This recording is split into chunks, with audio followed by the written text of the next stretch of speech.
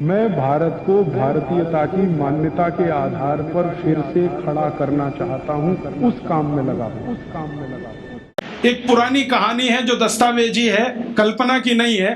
एक अंग्रेज अधिकारी था कर्नल कूट, वो हैदर अली से लड़ा। हैदर अली ने उसको परास्त किया।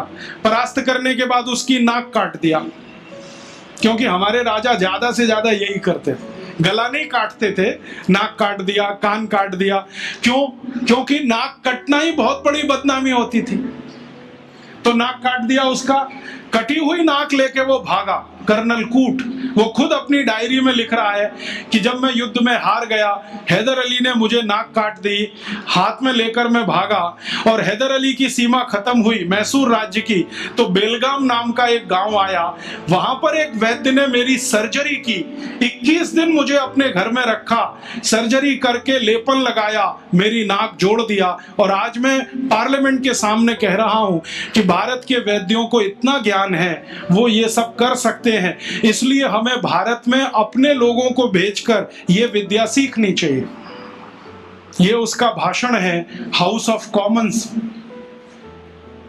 तो कर्नल कूट के इस भाषण को सुनने के बाद अंग्रेजी सरकार ने तय किया, चलो कुछ लोगों को भेजो। तो अंग्रेज आए, उन्होंने यहाँ सर्जरी सीखना शुरू किया। और जो अंग्रेजों ने सर्जरी सीखा है, वो लिख रहे हैं कि जो जातियां भारत में सर्जरी में मास्टर थी, वो सब नाई थे। नाई समझते हैं? बाल काटने वाले, ये सब सर्जन थे 200 साल पहले। हाँ, सब सर्जन थे 200 साल। अब जरा सोचो कि नाई अगर सर्जन रहे हों तो वो पिछड़ी जाति कैसे हुई? अंग्रेजों ने उनको 1881 के सर्वे में पिछड़ी जाति घोषित किया। उसके पहले इस देश में नाई कभी भी पिछड़ी जाति में नहीं थे। 1881 में सेंसस हुआ सबसे पहला, और आज तक वो चल रहा है, हर 10 साल में होता है जनसंख्या का गणना। अंग्रेजों ने पहली गणना में नाइयों को पिछड़ा वर्ग में डाल दिया।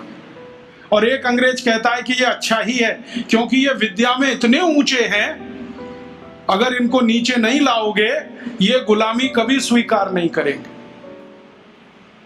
और आज हमारी सरकार भी उनको पिछड़ा ही कहती है। उनके हाथ में इतना हुनर है, उंगलियों में इतनी फ्लेक्सिबिलिटी है। वो आप देखते हैं ना, बाल काटते समय वो गर्दन भी काट सकते हैं, सोचो ना। और इतनी सफाई से उस तरह चलाते हैं, उस तरह से वो किसी ट्यूमर को भी काट के निकाल सकते हैं।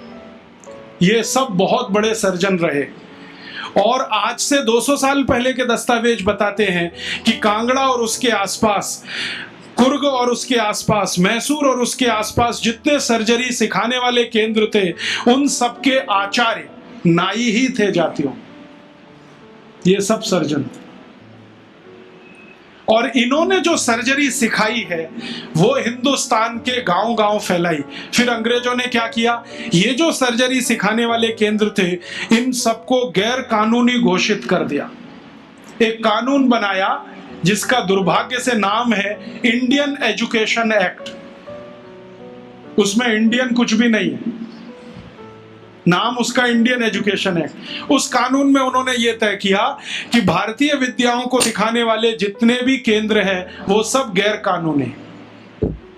तो उन पे ताले डलवाए गए, नहीं डाले तो मरवाया गया, उनको आग लगवाई गई, कितने लोगों को जिंदा जला दिया।